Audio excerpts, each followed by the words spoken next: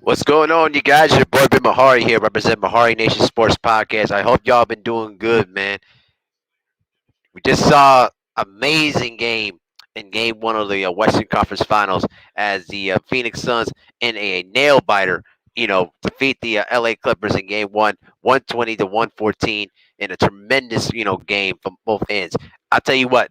If this is what we're gonna see for the rest of the series, strap yourselves up, guys, because we got a great series in front of us, you guys. As I see my brother Brandon Nicholson in the bin was good, man.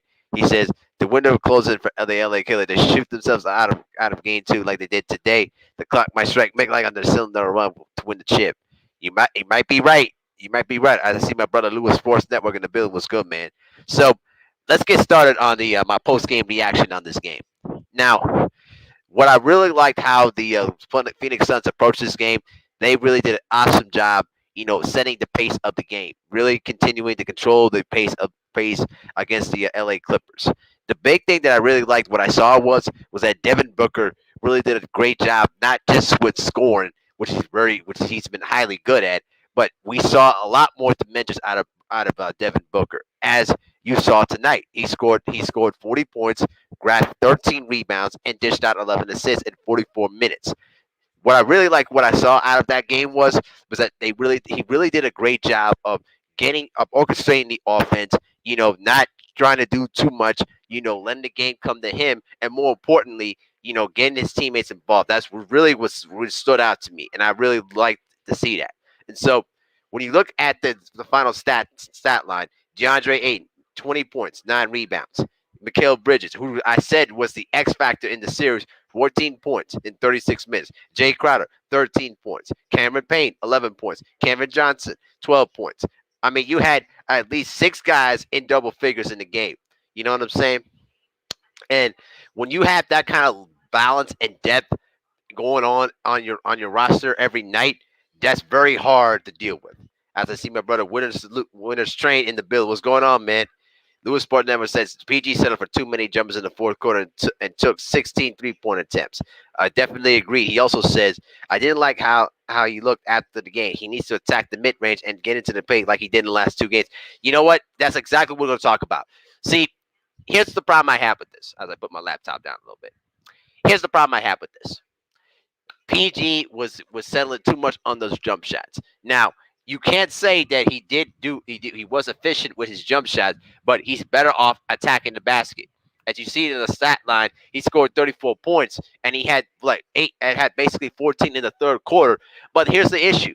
He was not attacking the paint. He was not putting pressure on the Phoenix Suns interior defense. One of the big things that made him effective in the last 3 games against the Utah Jazz was him attacking the paint and basically finishing at the rim. He was not doing that, and so what you saw out of that was that he was settling for too many jumpers and not attacking. And when that happens, you see what happens. PG, even though he got 34 points, but when you don't watch the game, you don't see how he was getting his points off. So I see my brother Gideon in the building. He says Suns attack and Booker trusted his teammates and took smart shots. Exactly. We're gonna get to that in a minute. Gideon says if CP come back, the Suns will win this series because the Clippers are too inconsistent in the clutch, and I don't trust PG in close games. Yep, you got a good point there.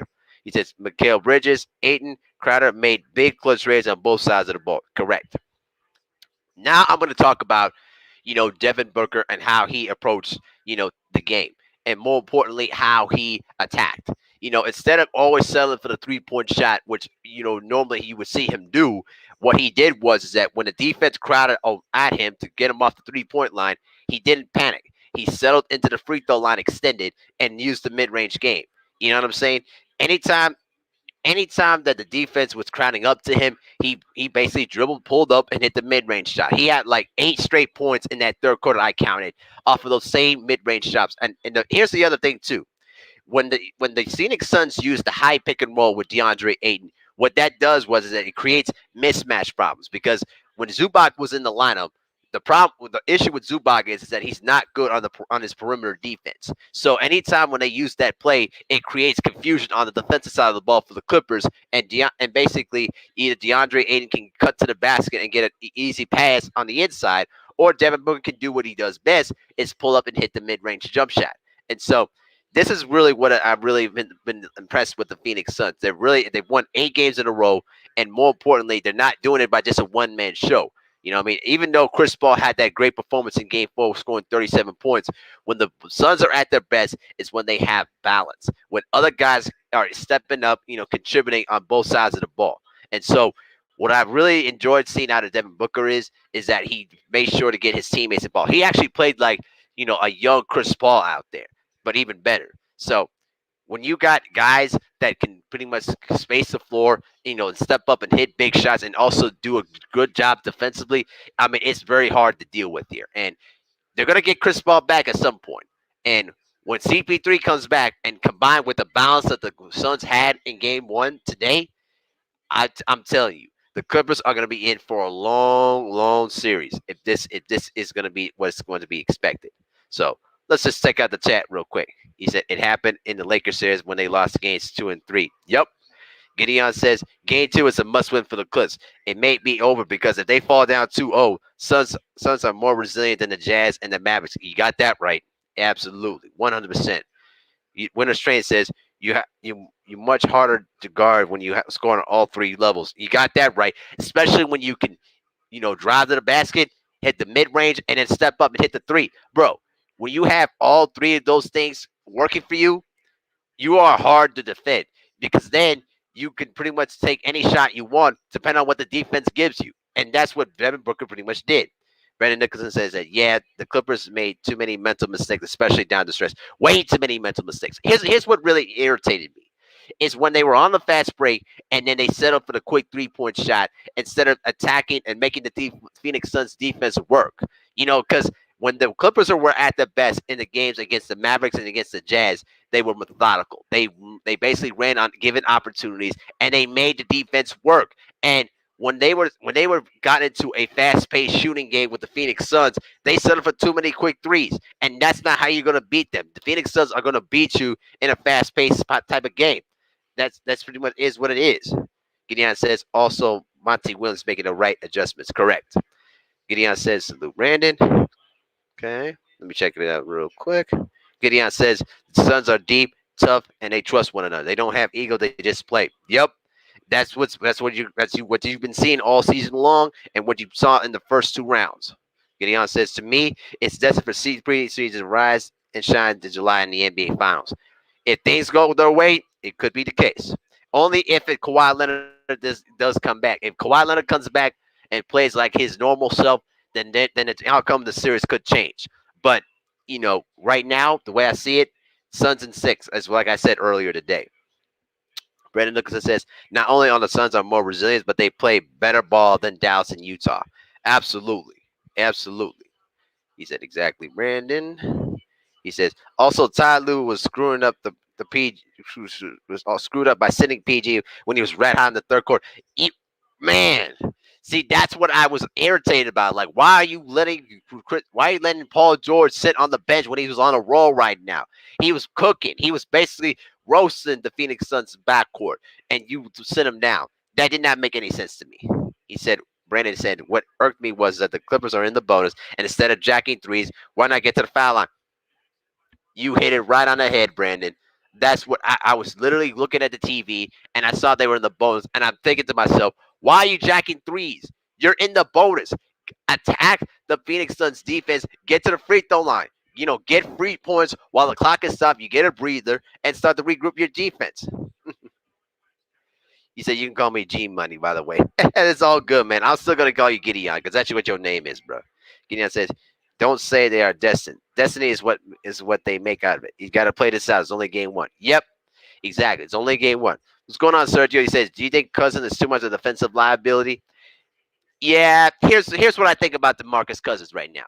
He can still provide you the offensive punch, but because of the injuries that he's been dealt with over the last couple of years, and even though he's never been a great defensive player to begin with, now that you count to the fact that he's been injured a lot throughout his career, I think that it could be a huge issue there because DeAndre Ayton is much more athletic and he's much more quicker than Zubac and Cousins. And even when Marcus Morris was playing the center position, you saw how that worked out because DeAndre Ayton is much more bigger, and he can basically get to the offensive glass better than anyone else on the Phoenix Suns. I'm sorry, on terms of the LA Clippers front line. I mean, it's just he scored 7 of 8 in terms of those fit in terms of the.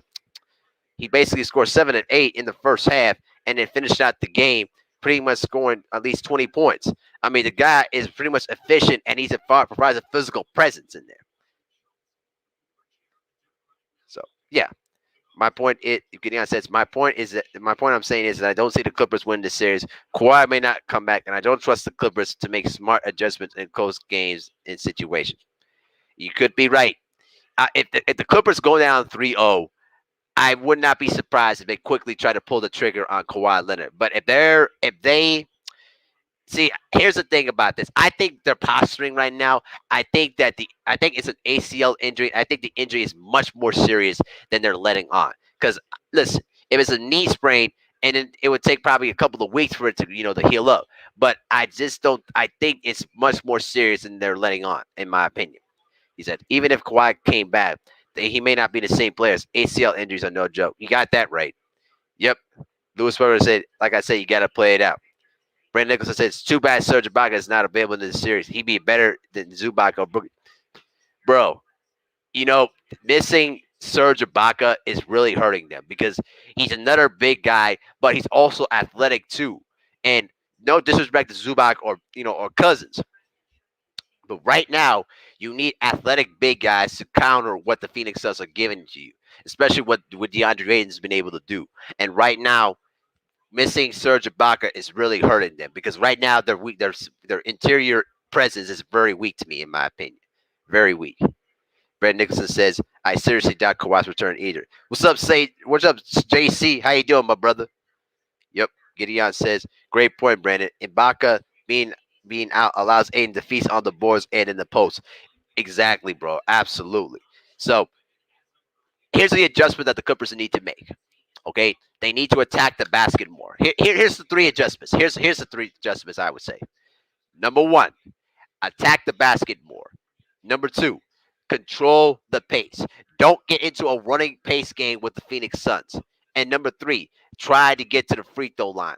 Okay, try to get to the free throw line a lot more. Because when you look at the stats of the game, as I look up the stats here in the game, the 17 free throw attempts is good, but you got to at least get 25 to 30 attempts. The Phoenix Suns only got to the line 9 times because basically they were hitting their jumpers from mid range and from other areas of the court.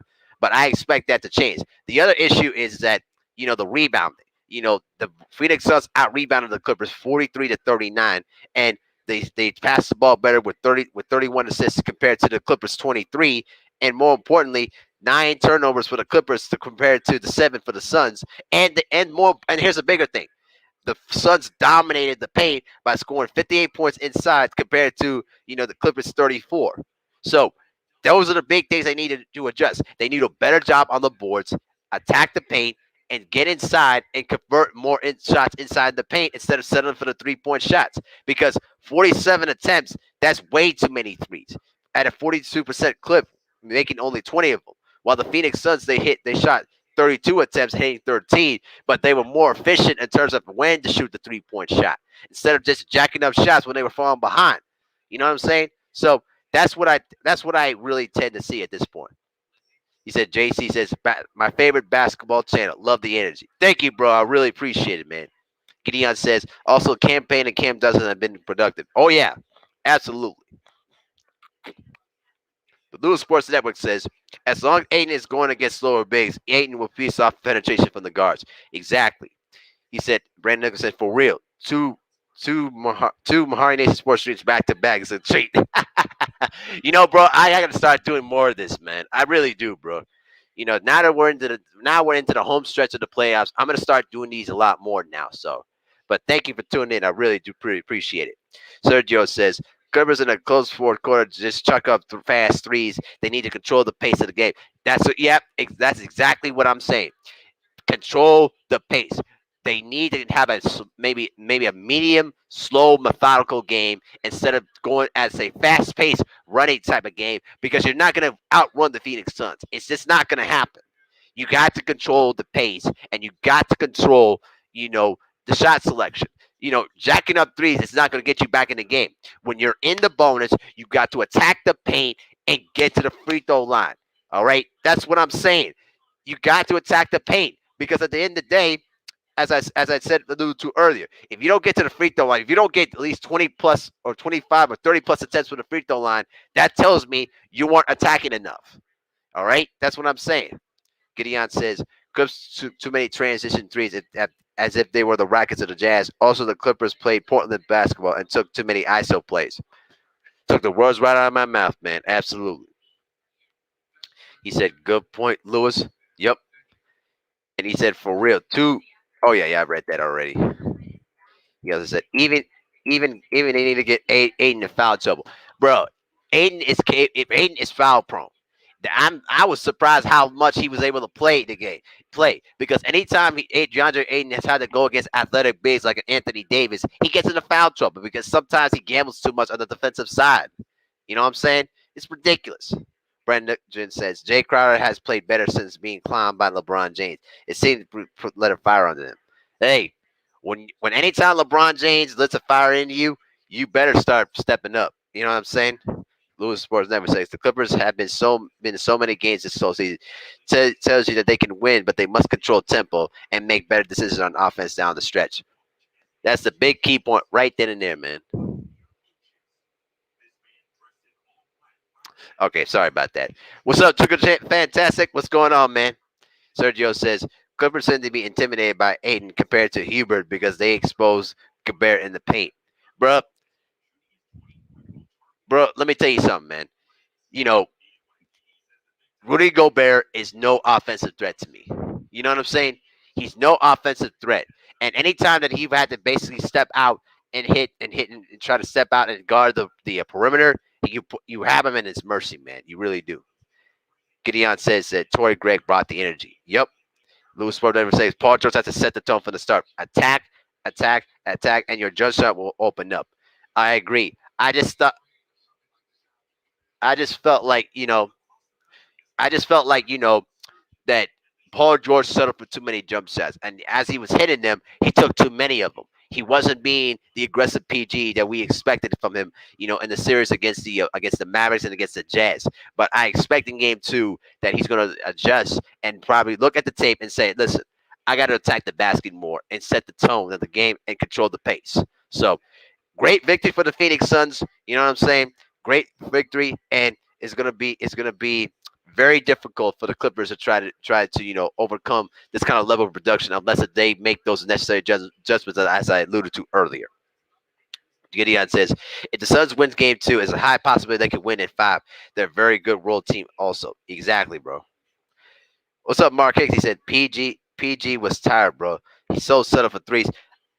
I don't think he was that tired. I just think he was settled. He just settled for the jump shot way too much. You know what I mean?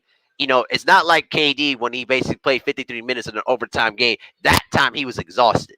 But listen, You got to attack. You got to attack, bro. That's an excuse to me. You're one of the best two guards in the game, and you basically settle for too many jump shots. You got to set the tone and attack the paint. I'm sorry, man. That's an excuse to me. Sugar Van Tannen said, I thought Preji brought it. Booker brought a flamethrower, though. He certainly did. He certainly did. Gideon says, I don't want to hear excuses, Mark. Everyone's tired. Yup. Everybody in the postseason is basically through exhaustion right now, and it's about who wants it more. Gideon says, I say Clippers win Game 2 if CP doesn't play. Okay.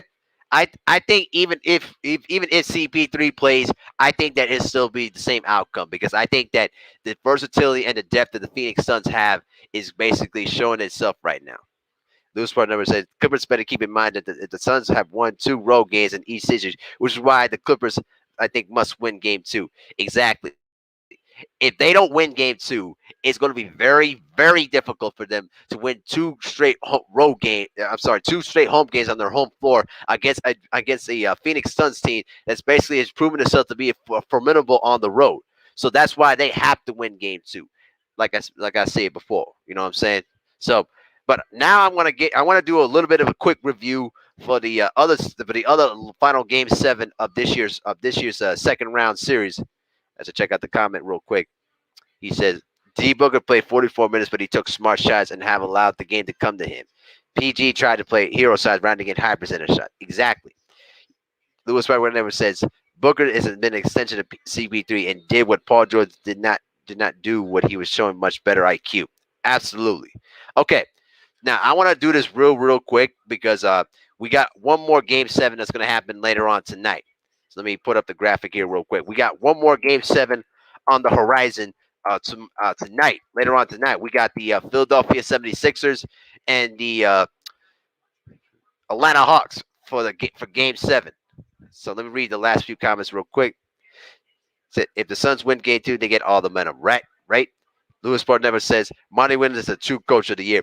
You know what, bro? That's what I said earlier, and I know a lot of my other brothers have been talking about that too.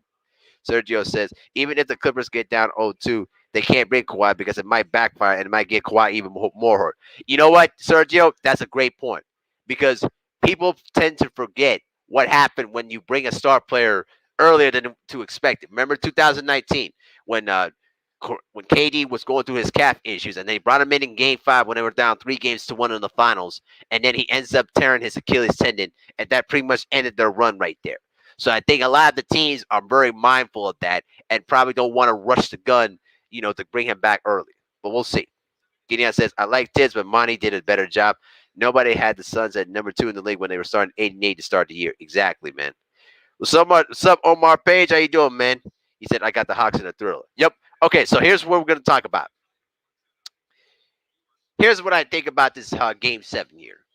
I'm just holding on to the bet that I'm gonna go with the Philadelphia 76ers to win Game 7 at home against the Atlanta Hawks. But here's my issue with the Hawks. Here's my issue, not with the Hawks, but with the 76ers. Obviously, the big X factor to me, the biggest factor to me is Ben Simmons. Okay, Ben Simmons is just frustrates the hell out of me. I can't stand Ben Simmons anymore. I gave up on him after his second year in the NBA, and he continues to play pathetic.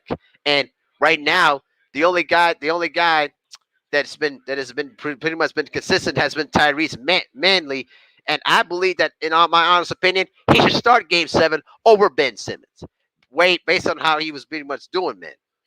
What's up, Mr. Praza? How you doing? He says, salute, brother Abel, and big up to the Eritreans, Asmara Strong. Hey, appreciate it, bro. I really do, man. Much love, respect that. I appreciate it. Marquez says, if we know anything about Leonard, he's going to come back when he's healthy. Remember that whole Spanish reaction? Oh, yeah, absolutely. He's not, listen, Leonard's gonna think about his career long term, and he's not gonna risk himself to try to get himself hurt again. So trust me. Sergio says if the Sixers want to win this game, the role players need to step up. Right. Here's my point to this. I think they need to start Dexter Manley instead of Ben Simmons in this game 7 because right now Ben Simmons has been pretty much the biggest disappointment out of anybody in this series. No doubt in my mind. The man has gotten into foul trouble. He hasn't looked to shoot the ball a lot, and he has become pretty much the biggest liability in the series because all the Hawks have to do is just go off of Ben Simmons and double team, Joel Embiid. And Embiid in this series has been relatively consistent. He has been playing. He's been playing through a very tough knee injury, which could possibly be possibly a torn meniscus, but nobody, knows that right now, only himself. But he's playing his heart out right now, despite a bad knee injury, and he's been pretty much giving you at least 20 to 30 points on their victories, and then only in the game they lost, he only scored 17. So if the role players for the Philadelphia 76ers don't show up tonight, this this is going to be on the hands of Joel Embiid to carry through. And I don't want to see Joel Embiid try to carry too much of the offensive load. Let me tell you something right now. The Philadelphia 76ers need to do themselves a favor. Puts Ben Simmons on the bench because if they leave Ben Simmons to start the game, I'm telling you, it is not going to work. It is going to create much more problems on the offense because you need spacing. for Joel Embiid to work. And right now, the spacing is way too limited for him. Dexter Manley to me should probably get the start because he's a better offensive player. You know what I'm saying? Than than anyone else. And more importantly, he's Ben Simmons has been absolutely been pathetic from the free throw line. All right. And just like what Lewis Portnever just said, 10 free throw misses in a playoff game should let you know how bad he's been. All right. That man deserves to be benched. Absolutely, bro. So we'll see what happens. We'll definitely see what happens. So let me check out the chat and see what you all have to say about this. Gideon says also if the Hawks want to win Game 7, they got to make their free throws. If they missed 11 free throws in Game 6 and in the fourth quarter of that game. Yep, absolutely. Mark Hicks said Ben Simmons is overrated. Duke can't even score, bro. He's a natural right-handed, and he's shooting the ball left-handed. If you mean to tell me that the man, I've heard stories about him not even working on his jump shot during the offseason. That a lot of those Instagram, vids are just basically show off vids. All right, he ain't putting the work to get better on his game. And if you're the Philadelphia 76ers right now, you really got to think about this heavy about how long you're gonna stick with Ben Simmons. I'm serious, man. I can't stand him no more. Lewis Fender says, I had the Sixers winning, but I questioned Doc. Tobias Harris, and Ben Simmons. Seth Curry should not be the second leading scorer. Bro, I'm Seth Curry, man, is your second leading scorer in the entire series. Come on, man. Seriously. Tobias Harris has been horrible, and Ben Simmons has been pathetic. And somehow, some way, this is now down to a game 7. You know what I'm saying?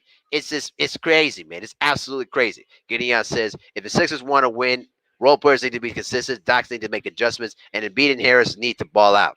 Absolutely, bro. Absolutely. Because that's pretty much been the key. If Tobias Harris does not show up and produce tonight, then the Sixers are going to lose. They're going to definitely lose. And he also says, I think Trey may need to get a 40-point double double. He wants to make a statement at the Wells Fargo Center. Right. I think what Trey Young has to do to me, and here's what I'm going to talk about the Hawks here. What Trey Young has to do to me is basically make the pace fast. You know what I mean? Make the pace fast and set the tempo to let the Sixers know that this is going to be a different game. You know what I'm saying? I think they need to do a better job. They need to do the job of controlling pace, utilizing their possessions, and more importantly, they have to hit their free throws. If they don't hit their free throws, they're not going to win. And so, when you look at the stat totals back from Game 6, as I put up the stats real quick of that game, give me one quick second. One quick second. Yep, there we go. There we go. So here's what I'm saying. You know, Kevin Herter's got to step up. Clint Capella needs to play big, and more importantly, Borgan Bogdanovic, he's got to have a big game, especially from the outside. And more importantly, when you look back at that stat total, they missed 10. They basically missed 11 free throws. 10 of them in the fourth quarter. They have to hit their free throws.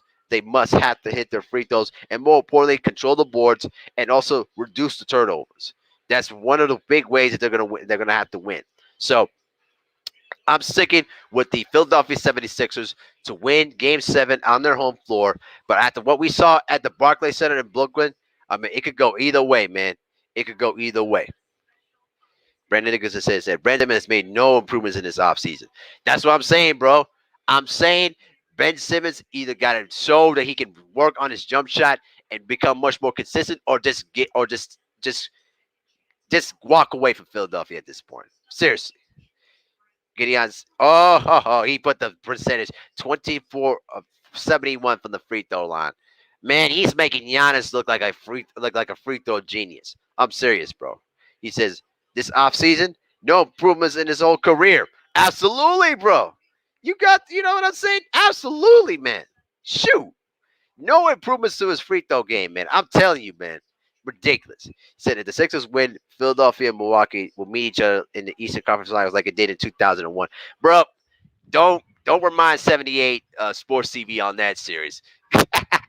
I'm gonna let y'all know I'm on that. He said Ben doesn't care about improvement, and it's sad. Oh yeah, absolutely, man. No doubt about it. He says, how many players from Ben Simmons' draft class and onward have improved but him? It's embarrassing. You got that right. It's freaking embarrassing. He said also Lou Will and Gallo may have to show up tonight. Yeah, those other two players have to. Yeah, absolutely. Brandon Nicholson said if the Sixers win this game, it's probably because of Embiid, Maxey, and Seth, not Ben. Absolutely, man. No doubt. What's up, Eric R? He said my Sixers got this. Okay. Okay. Gideon says also that the Hawks have to hit their open threes. Facts. They have to hit their open threes. You got that right. They have to. Brandon Nicholson says it's embarrassing. It's embarrassing to me. It shows a lack of care on Ben Simmons. Right. Damn right it is. Gideon says, yes, their defense has been tough, but Atlanta needs to connect on their open shots. Absolutely. Brett Nicholson says, if the Hawks want to win, someone other than Trey Young needs to score. Yeah, that's got to be either Bogdanovich, Lou Will, or Danilo Gallinari. If somebody has to step up and really help out, the Trey Young. I think to me, they need one more guard. They need one more star guard to really take the pressure off of Trey Young because the team, what they have, is almost set. They need one more go-to guy that they can take some pressure off of Trey, and I think they're gonna be a better team than the Sixers. He says, I want to see my Sixers put Ben at the 3 and start Maxey at the 1. How about this better? How about put Ben Simmons on the freaking bench and basically start small? How about that? Because I'm tired of Ben Simmons, bro. I really am. I'm tired of this dude, bro. I am. I'm very tired of this dude. Mr. Bass says, I have a feeling that the Hawks might win it. Okay? Gideon says, I won't be surprised if Atlanta pounces on Philly early. They're going to play loose because no one thought that they would be this far. You might be right. You might be right. See, all the pressure's on the Philadelphia 76ers. And Atlanta's playing with house money at this point because if they lose, they can say, "Hey, we had a great one. We're gonna get ready for next season and continue to improve." But if they pull off this victory, they will get to the Eastern Conference Finals, a place that they didn't thought that they were gonna be to start the year. So we'll see. Mr. Paz says perhaps only because I want them to. Okay, okay. Basically, man, they say Mexi Mental 96. And salute Abel, long time no see. Yeah, you too, man. Man, I haven't seen you forever. My goodness, man. Gideon says also the Hawks need to do more at the Trey Capella pick and roll. Bro, yeah. That pick and roll has been working for them, but it's making them one dimensional. They need to either spread the court out and basically do more penetration and kick to their open shooters to try to draw the defense out. Mexican Man says, I'm rooting for the Hawks. Okay. So, yeah, I got the Philadelphia 76ers winning game 7 on their home floor and advancing to the Eastern Conference Finals. That's my prediction. I think that, the other role players besides Simmons are going to step up and really help out Joel Embiid, help Joel Embiid rise to the occasion. That's my prediction. But I was also wrong about last night when I said the Brooklyn Nets were going to beat the Bucks in game 7. So, hey, anything can go from here. I'm just saying.